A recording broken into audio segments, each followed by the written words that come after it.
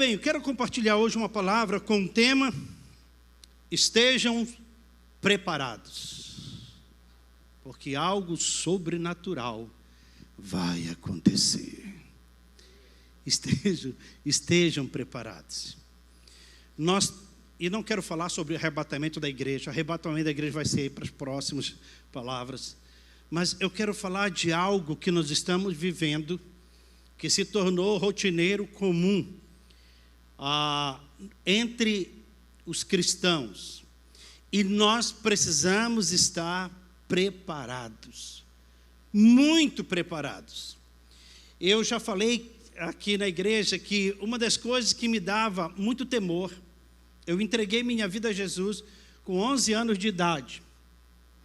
E uma coisa que me dava muito temor era de ir para o inferno. Porque eu acho que o ser humano, se ele está em si, ele tem esse temor. Não é nem tanto da morte, mas é do inferno. Porque a morte, gente, pensa numa coisa boa, é a morte. Para alguns, né? A morte não é o fim de tudo, a morte é o começo de tudo. A morte é o começo para o cristão, é o começo da vida eterna com o Papai do céu, lá no céu. Também a morte, ela é o terror para quem não está bem, para quem não tem Jesus como Salvador. A morte é o terror, é a separação do ser humano, a separação dele de Deus. E é aquela morte eterna para viver eternamente longe de Deus. E não é nem preciso explicar o que é eternidade, que você já vai entender. Mas deixa eu tentar só te comparar alguma coisa aqui interessante. Quem aqui já sofreu uma dor de dente daquela violenta? Só eu? Tem alguns. Mas dor de estômago? Teve alguém? Aumentou o número. Dor de cabeça, sabe aquela enxaqueca terrível? Aí, está aumentando o número, né? Imagine você não. Imagine alguém viver eternamente com uma dor de dente terrível. Lá não vai ter dentista. Imagine alguém viver eternamente com uma enxaqueca infernal, uma dor de estômago, ou coisas semelhantes. Eu estou falando de um sofrimento eterno. De um sofrimento eterno. E não é aquela coisa que pode correr, que vai para o médico, descobre o problema, toma um medicamento, faz uma cirurgia ou coisa assim e resolve o problema. Não, é um sofrimento eterno. Então nós precisamos estar preparados, porque os dias estão passando. E a nossa vida, irmão, cada dia nós estamos ficando, não velho, mais avantajado em dias. Né? Algum tempo atrás, minha barba era preta, agora quase 100% branco. O cabelo, que graças a Deus ainda está se salvando um pouquinho, mas já tem muito cabelo branco. Então, é hora de decidir. Não dá mais para ficar em cima do muro. Não podemos cogitar entre dois pensamentos. Não dá para ser mais morno. Ou tem que ser quente ou frio, de preferência que seja quente. Crente quente, crente tocha, crente labareda, crente sarça ardente. Não dá mais. Não dá mais para pensar, não, daqui a 30 anos eu entrego minha vida a Jesus, daqui a 20 anos eu mudo de vida, não dá. E eu tinha medo de ir para o inferno. Mas por quê? Porque as mensagens que eu tinha 11 anos de idade. E eu lembro que lá no interior, que naquela época, irmão, isso há 40 e poucos anos atrás, 48 anos atrás, televisão não tinha. Só tinha aqueles rádios daquelas caixas bem grandes. E toda madrugada, meu pai colocava, às 3 da manhã, meu pai ligava o rádio, sintonizava na Rádio Transmundial. Quem já ouviu falar sobre essa rádio? Ou será que é só eu que sou bem antigo? Você ouviu, irmão, esse rádio? Também tem Elio Barbosa, que é da minha idade também, somos jovens. Mas meu pai ligava o rádio, sintonizava nessa Rádio Transmundial. E aí tinha alguns pregadores violentos, irmão. Ilhanai Cabral. O cara falava sobre arrebatamento da igreja. falava sobre o fim do mundo, falava sobre o anticristo.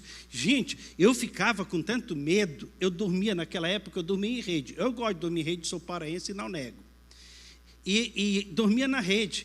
E eu colocava o dedo no ouvido e o cara falando sobre o que ia acontecer, falava sobre o anticristo, falava sobre a besta fera, falava sobre o arrebatamento da igreja, falava sobre o fim do mundo, falava sobre o inferno e o que tinha no inferno. E eu ia me enrolando na rede, eu ficava igual uma linguiça, gente, com medo. Bem, mas depois eu cresci, entreguei minha vida a Jesus e comecei a estudar a palavra, comecei também a ouvir com outras pessoas, mas tudo que aqueles pregadores falavam é verdade, é verdade. Se você não sabe, escute, isso vai acontecer. Esse solo que você pisa, diz a Bíblia, numa das cartas de Pedro, que esse céu e essa terra que agora existe, pela mesma palavra tem sido entesourado para fogo. Se essa terra vai pegar fogo, como diz o corinho lá do tempo do dinossauro, esta terra vai pegar fogo, aonde é que tu vais morar? Quando essa terra pegar fogo, onde é que você vai estar? Eu é que não vou estar aqui, e nem quero. Então, quando eu vi essas coisas, eu ficava com medo, mas depois eu descobri o seguinte, que essas coisas não iam acontecer logo, o mundo não ia se acabar, não ia ser queimado. Por quê? Para essas coisas acontecerem, o evangelho teria que ser anunciado a todas as pessoas, Jesus teria que voltar para levar a sua igreja, e assim isso não ia acontecer. E então eu me descansei, fiquei tranquilo. Mas aí veio a segunda perseguição, e isso me deixou mais apavorado.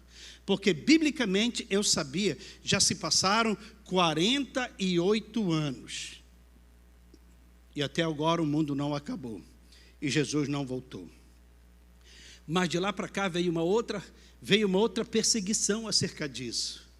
É o dia que eu ia morrer. Agora isso me perturba mais porque eu tenho Jesus na minha vida. Eu tenho certeza da minha salvação. E eu sei que se eu morrer enquanto eu estiver pregando, eu sei para onde eu vou. Mas essa questão, que horas eu vou morrer? Quando eu vou morrer? Você sabe quando você vai morrer? E se você soubesse, o que você faria? Nada, vai morrer mesmo. Talvez deixaria uma carta, né?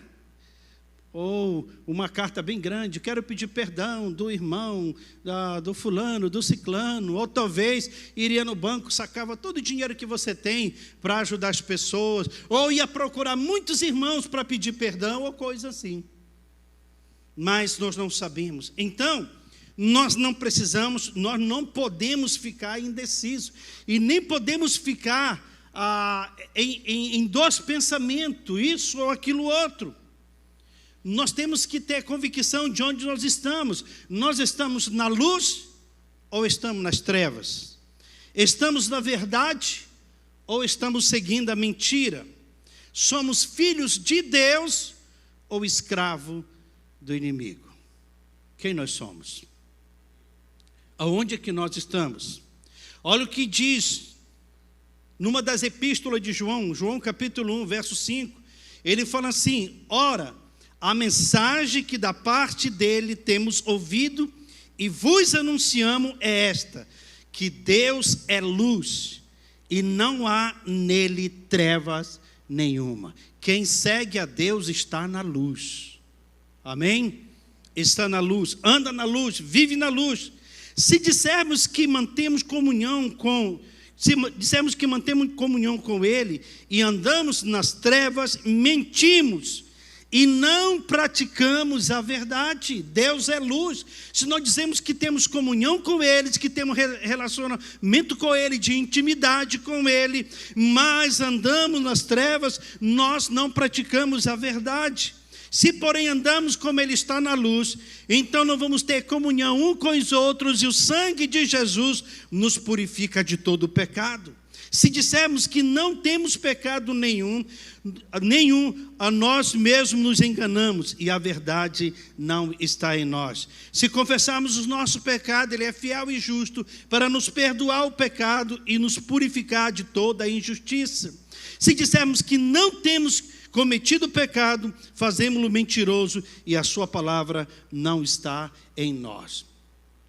O que João está falando aqui, queridos? Primeiro, ele está dizendo que nós precisamos decidir e olhar quem nós estamos seguindo, luz ou trevas. A luz não pode se unir às trevas, luz é luz, trevas, trevas. E acontece um negócio interessante. Se desligares essas luzes aqui, obviamente vai ficar escuro. Mas se ligar a luz, a escuridade vai embora. Então, se temos Jesus na nossa vida, não fazemos parte mais das trevas. A Bíblia diz: todo aquele que comete pecado é escravo do pecado.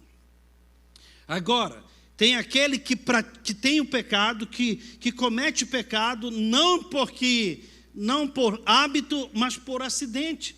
Mas aquela pessoa que pratica pecado, como que fosse sabendo que é pecado, então sua situação pode ficar bem complicada. Pecado perdoado é pecado cancelado e colocado na cruz de Cristo. Pecado não perdoado é pecado colocado nas mãos do inimigo. A pessoa se torna refém do diabo. Todo pecado que é perdoado, ele é colocado na cruz de Cristo. Mas o pecado que não é perdoado, coloca aquela pessoa na mão do inimigo. João 8, 33 e 34, Jesus está falando com os fariseus e ele diz assim: respondeu-lhe: somos descendentes de Abraão, os religiosos, somos descendentes de Abraão, e jamais fomos escravo de alguém, como diz tu, sereis livre. Replicou-lhe Jesus: em verdade vos digo que todo aquele que comete pecado é escravo do pecado. O fato de nós estarmos em uma igreja, o fato de nós ouvirmos a palavra de Deus, o fato de nós fazermos coisas que um cristão verdadeiro faz, isso não quer dizer que somos filhos de Abraão. Os filhos de Abraão praticam as coisas que Abraão praticava, e principalmente o temor do Senhor. Eu sempre falo que o pecado em nossa vida, ele deve ser um acidente e não um hábito. Deixa eu ler para você um texto aqui muito interessante. Como eu falei, tem pessoas que muitas vezes ficam brincando. Deus ama o pecador, mas Deus odeia o pecado.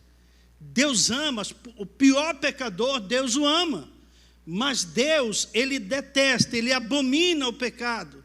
Hebreus capítulo 10, o verso 25, ele diz assim: não deixemos de congregar, como é costume de alguns. Antes, façamos admoestações, e tanto mais quanto vedes que o dia se aproxima. Olha o verso 26. Porque se vivermos deliberadamente em pecado, depois de termos recebido pleno conhecimento da verdade, já não resta mais sacrifício pelos nossos pecados. Pelo contrário, certa expectação horrível de juízo e fogo vingador preste a consumir os adversários. Sem misericórdia, pelo depoimento de 2 ou 3 testemunhas, a Bíblia diz que são rejeitados, são fulminados aqueles que transgrediram a lei de Moisés.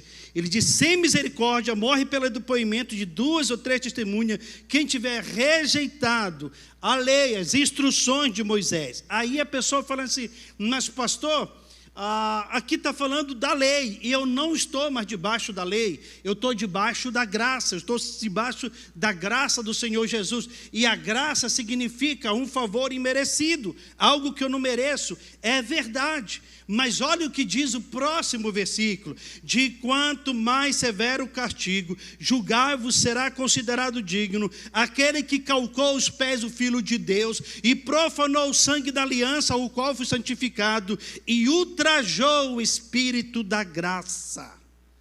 De muito mais castigo para aqueles que poderiam ser condenados pelo fato de ter rejeitado a lei de Moisés.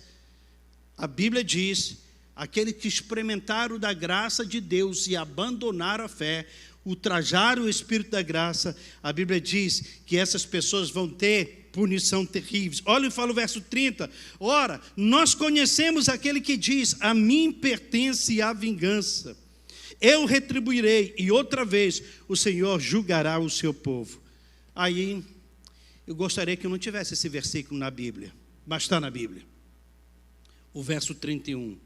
Horrível coisa. Na outra tradução fala horrenda. Horrível coisa é cair na mão do Deus vivo. Horrível coisa é cair nas mãos do Deus vivo. De quanto mais severo castigo vos será considerado digno aquele que calcou os pés do Filho de Deus e profanou o sangue da aliança no qual foi santificado e ultrajou o Espírito da graça. Horrível coisa é cair na mão desse Deus. Vai ser uma coisa horrível, por isso estejamos preparados para esse dia. Esse dia, irmão, não está tão longe. Ou você acha que nunca vai acontecer? Você acha que a vida é assim mesmo? O que se fez, aqui se paga, morreu, acabou. Terá um juízo, e a Bíblia fala do juízo de Deus, o juízo final, o juízo do trono branco, no qual todo ser humano, desde Adão até o último que vai nascer, se comparecerá diante de Deus para prestação de conta. Primeiro, a vida, o espírito que você tem, não foi dado pela explosão do Big Bang. O espírito que eu e você temos foi dado por Deus. E esse espírito vai voltar para Ele, para morar com Ele eternamente ou longe dEle eternamente. É forte dizer morar no inferno eternamente. Mas esse espírito vai voltar para Deus. E olhe, tem muitas pessoas que estão assim, vivendo uma vida, parece que a pessoa, que mesmo que o gato não tem 7 vidas, dizem que gato tem 7 vidas, né? Mas da realidade não tem. Passa, que Deus o livre, um carro por cima do gato, tadinho, o bichinho vai morrer. É mentira, não tem 7 vidas. Mas tem pessoas que têm essa ideia, parece que tem 7 vidas. A pessoa não pensa que hoje ele pode, como diz aquela passagem na Bíblia Sagrada, louco, hoje pedirão a tua alma, e o que tens preparado para quem será? Hoje a nossa vida pode ser pedida, e o que nós temos preparado? Para onde vai? Qual o caminho que nós vamos seguir? Qual porta nós vamos entrar? Porta do céu ou porta do inferno? A porta da graça ou a porta da desgraça?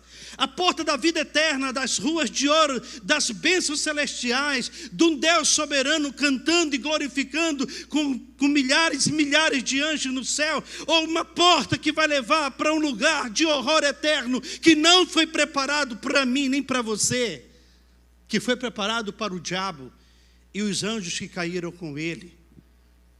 Para que rumo nós estamos seguindo? Por isso, queridos, não podemos tolerar pecados em nossas vidas.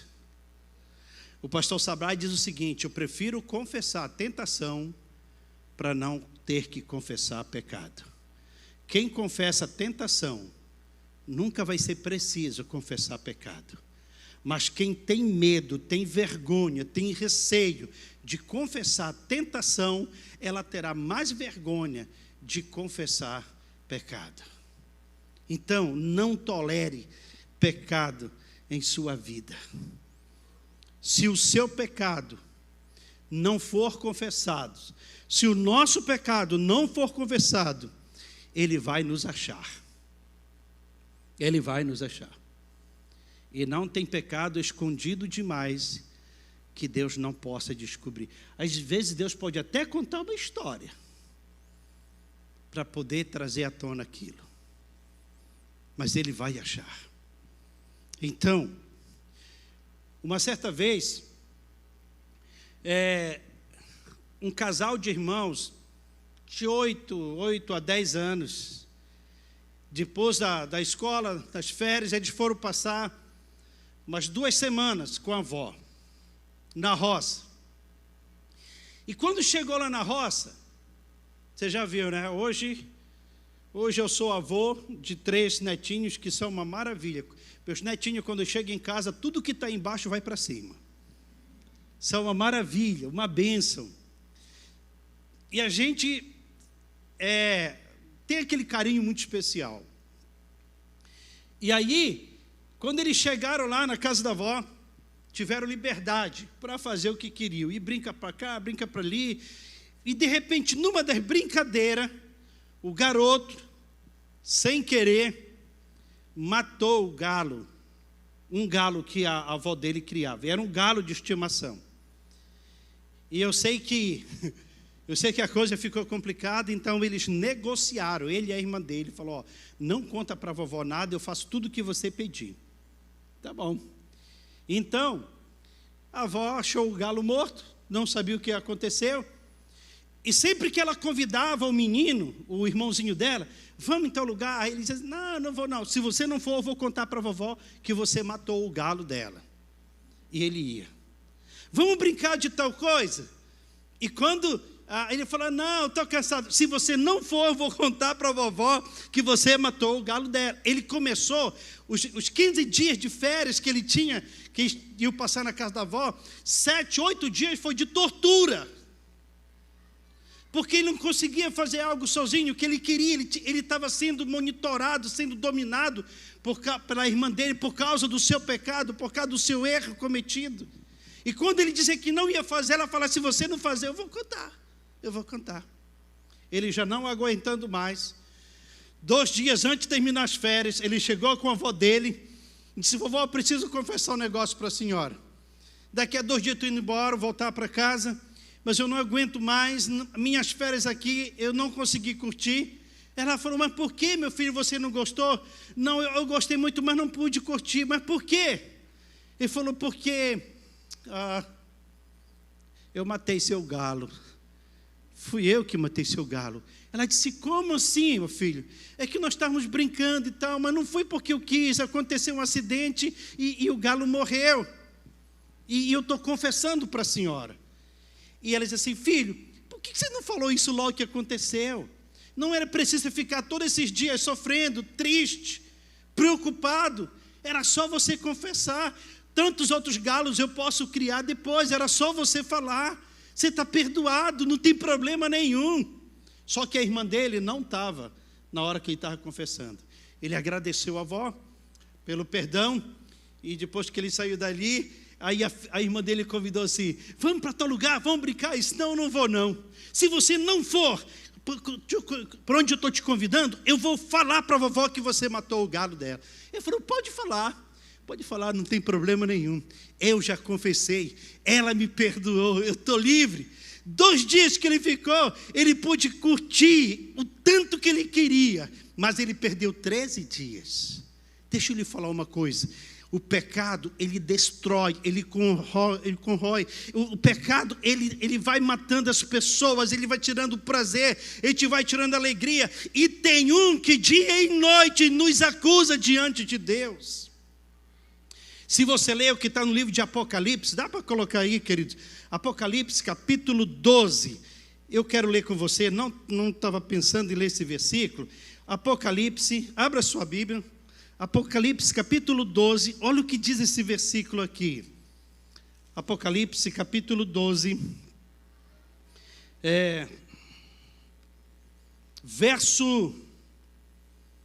vamos ler o verso 7. Ele fala assim: houve peleja no céu, Miguel e os seus anjos pelejaram contra o dragão, também pelejaram o dragão e os anjos. Todavia, não prevaleceram, nem mais se achou no céu o lugar deles. E foi expulso o grande dragão, a antiga serpente, que se chama Diabo e Satanás, o sedutor de todo mundo. Sim, foi atirado para a terra. Por onde esse miserável veio cair, hein? Para cá, para a terra, né? Foi atirado para a terra, e com ele todos os demônios. Então houve grande voz do céu proclamando: agora veio a salvação, o poder, o reino do nosso Deus e a autoridade do seu Cristo, pois foi expulso o acusador de nossos irmãos, o mesmo que os acusa de dia e de noite diante do nosso Deus.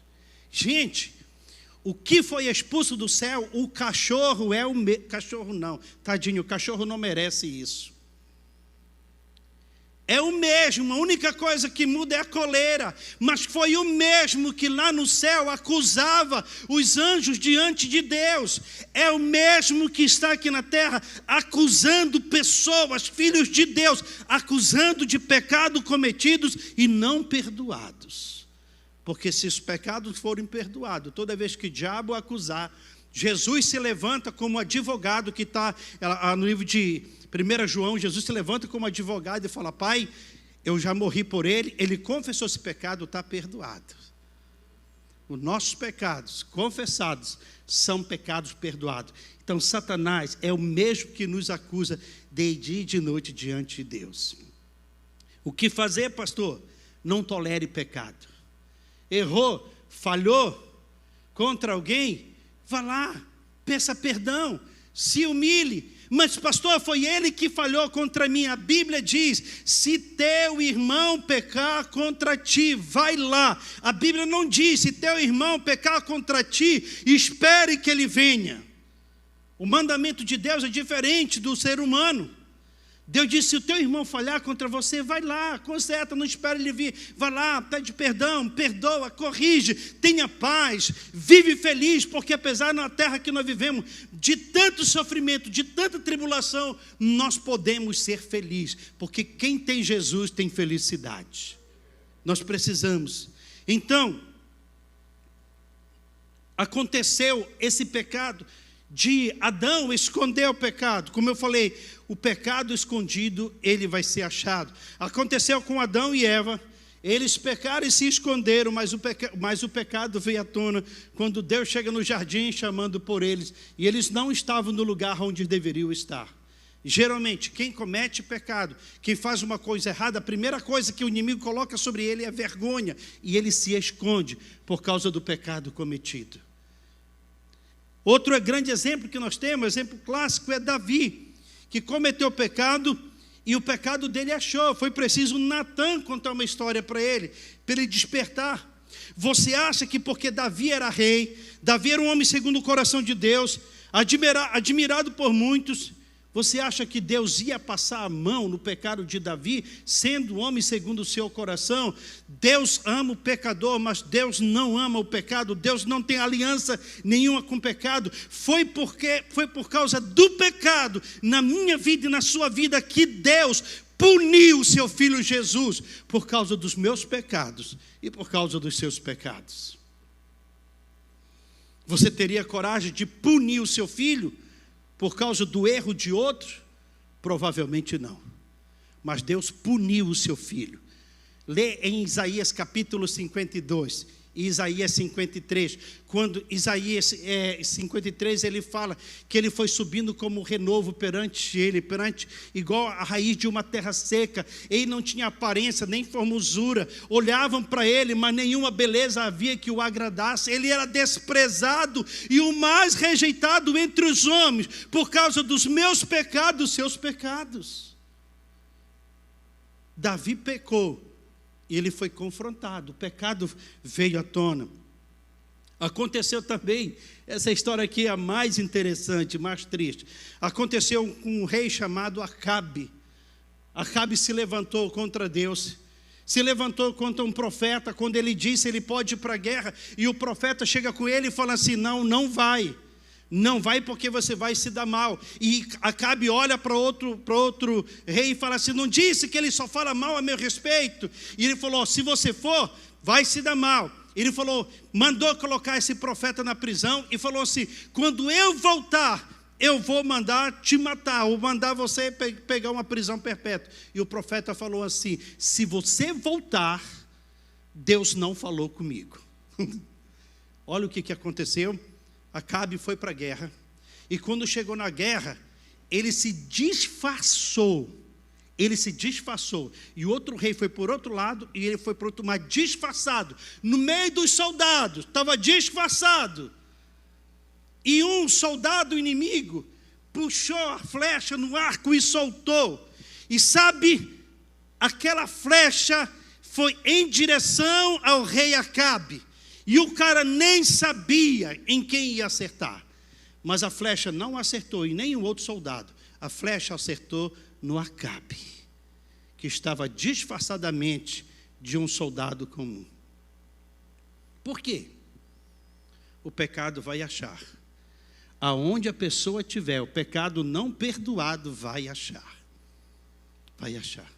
E não é o pastor que vai apontar, não é o discipulador que vai apontar, não é o profeta. Até o profeta, irmãos, hoje, infelizmente, tem muitos profetas que dão profetadas, que às vezes, em vez de ajudar, faz sepultar, faz enterrar mais as pessoas. Mas é Deus que vai revelar. E assim Acabe morreu, disfarçadamente, a flecha acertou ele. Ninguém tem como se esconder diante de Deus. Foi por isso que Davi falou: se eu vou para o céu, é tua morada. Se eu estou na terra, é a estrada dos teus pés. Se eu tomo a asa da alvorada e vou para além do infinito, até lá a tua mão me acompanha. Não tem. Você acha que Deus não viu Jonas lá dentro da barriga daquele grande peixe, no fundo do mar? Aonde nós formos, Deus nos vê. E eu gosto desse versículo que, segundo Crônica 16:9, porque quanto ao Senhor, seus olhos passam por toda a terra para mostrar-se forte para com aquele cujo coração é totalmente dele. O Senhor vê você, o Senhor te vê. Por isso, não tenha medo.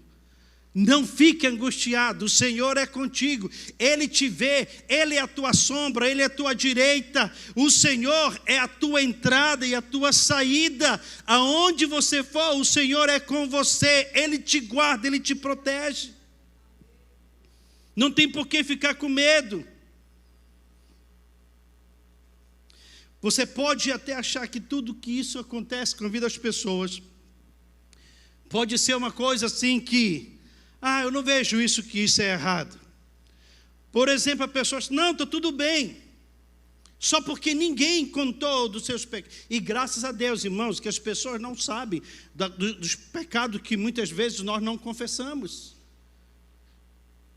E às vezes pecado em pensamento só Deus sabe. O diabo não sabe, não conhece o nosso pensamento. Mas ele conhece as nossas atitudes, as nossas ações, o que nós falamos. Então, mas às vezes as pessoas acham que está tudo bem. Então, só porque ninguém falou mais do que aconteceu com você, ninguém falou do assunto que foi cometido, isso não quer dizer que aquele pecado que não foi confessado não virá à tona. Ele virá. Eu não estou aqui trazendo medo para você. Eu estou trazendo aqui um despertar. Eu sou homem, sou ser humano, sou também passivo de falhar e posso falhar. Mas uma coisa que eu faço, eu prefiro confessar a tentação para não ter que confessar pecado. Eu tenho um discipulador, o pastor Canté, que está em Curitiba, e a pastora Eliene é a discipuladora da minha esposa. E toda semana nós reunimos com eles 1 hora pelo telefone. E eu vou confessando, se é tentação, eu vou confessando. Pastor, ore por mim nisso aqui, eu vou abrindo meu coração. Porque a tendência da pessoa é esconder o pecado, é aquele pecado escondido, o inimigo, uma vez que vir à tona, o inimigo começar a levar aquela pessoa a sofrimento. Então, não é porque muitas vezes as pessoas não, graças a Deus que as pessoas não sabem de tudo aquilo que nós cometemos de errado. Mas a melhor coisa é nós andarmos em santidade.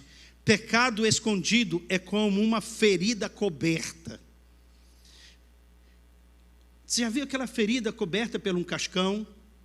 Cascão, aquela pele que cobre por cima, não está sangrando, mas você só sabe se já está sarado por completo é quando você amassa. Se você amassar aquela parte, não doer, é porque já sarou. Mas se doer, é porque não sarou, porque tem inflamação, tem pus, tem tantas coisas ali debaixo daquilo. Então, a nossa vida, pecado também é assim, que vai escondendo. E às vezes, quando nós ouvimos uma palavra, fala: meu Deus, isso é para mim. Será que o pastor não sabe dos meus problemas? Não, mas Deus sabe. E Deus está dizendo: olha, é hora de você lançar fora, é hora de você abandonar isso. porque eu quero que você ande em santidade. A outra coisa muito importante, uma vez que nós vivemos, que nós abandonamos o pecado, nós precisamos andar em santidade. E esses dias é o dia que eu creio que mais antecede a volta de Jesus, de nós andarmos santo. Ser santo não é ser perfeito, ser santo é ser separado. É ser separado para Deus. Ser santo não é se conformar com a vida medíocre de santidade. Sabe aquele cristão que servir a Deus é um peso, muitas vezes. Um cristão que servir ao Senhor parece que, meu Deus, não termina esse culto, um culto de novo, todo domingo. Cristão não anda em santidade e quer ser chamado filho de Deus. Cristão que não anda em santidade talvez precisa nascer de novo. Cristão que está conformado com os prazeres do mundo é sinal que não tem o temor de Deus na sua vida.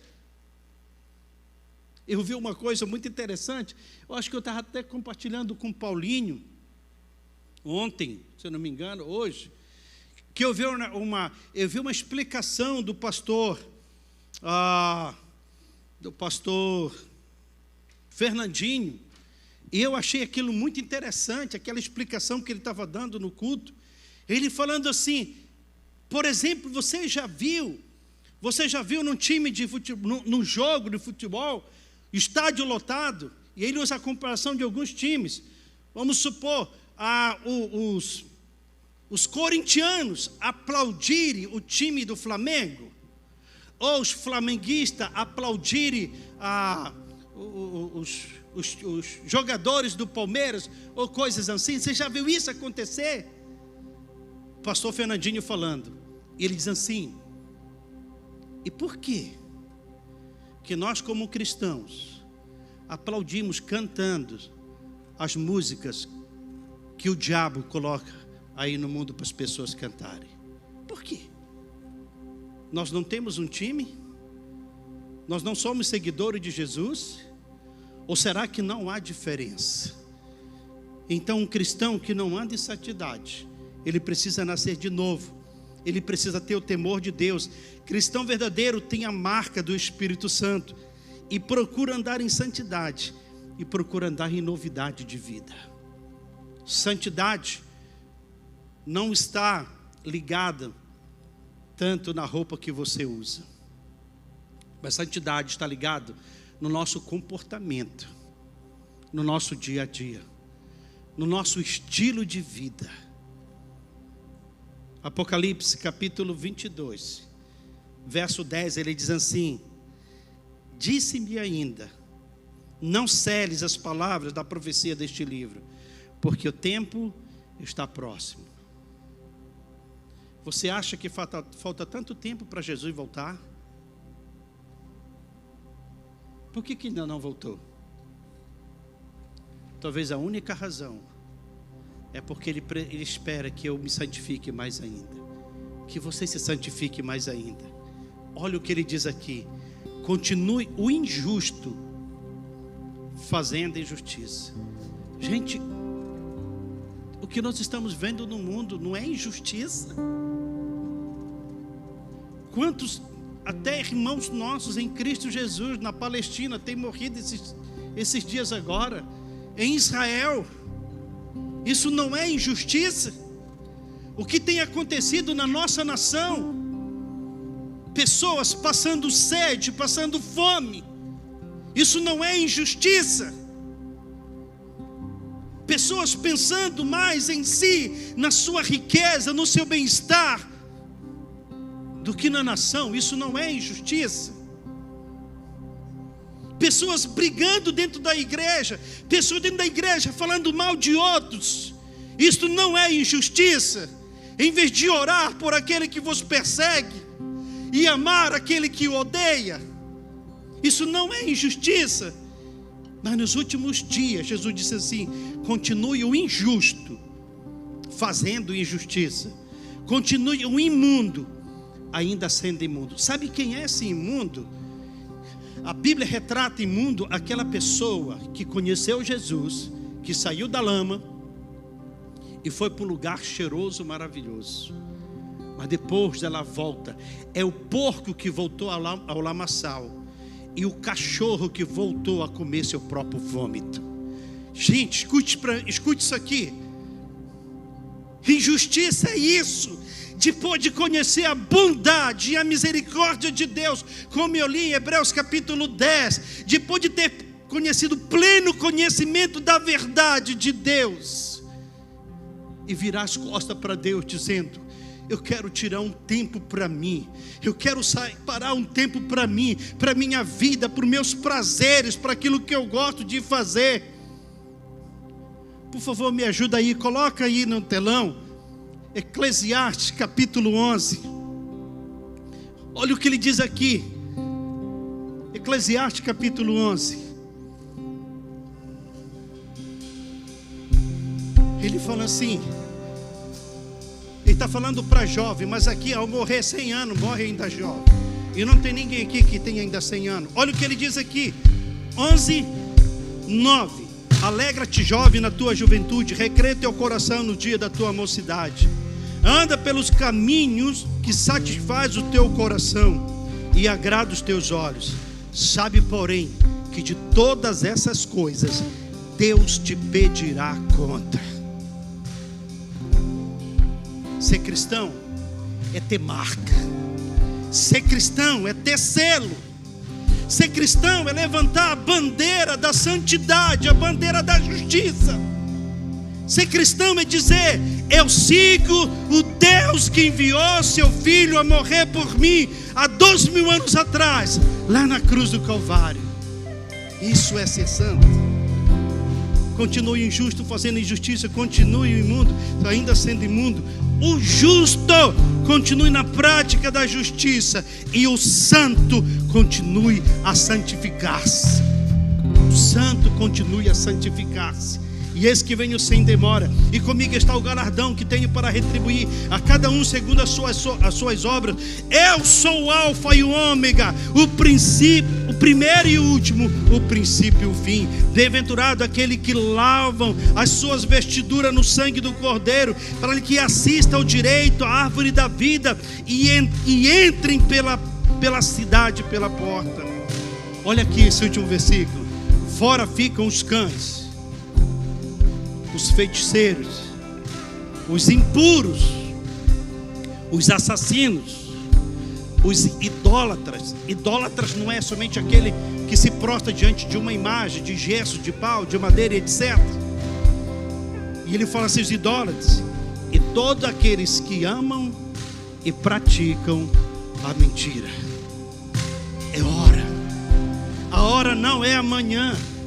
A hora não é daqui a uma semana que vem. A hora é hoje. Jesus falou: hoje, se ouvires a minha voz e abrir a porta. Jesus está falando para a igreja.